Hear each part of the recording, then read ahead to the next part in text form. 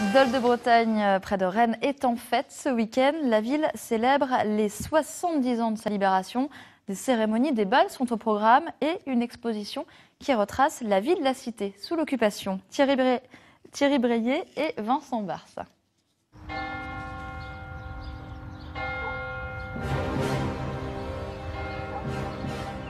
Si la cathédrale de Dole peut aujourd'hui sonner le tocsin pour marquer le début de 14-18, elle le doit à un colonel américain qui en était tombé amoureux en la découvrant dans ses jumelles.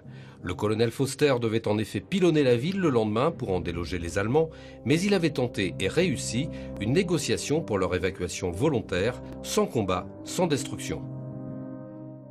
Il a envoyé 2 émissaires qui étaient des gars du renseignement, John O'Donnell, Robert Poustat. Donc des gens qui étaient des temps dans les renseignements savaient très bien où se trouvait le maire de Dole.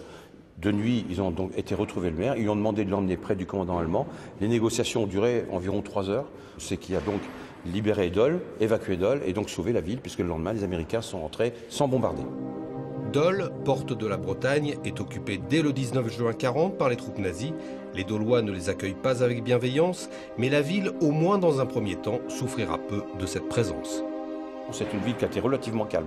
Le plus dur, ça a été au moment, alors soit du maquis de Brouhalan, qui a quand même été attaqué par les Allemands, et puis quelques jours après, la libération de Dole, où il y a quand même eu un petit peu, même beaucoup d'accrochages, d'escarmouches et des victimes, bien sûr. Dole sera libéré le 4 août 1944. Avec ce bonheur viendront aussi les règlements de compte expéditifs.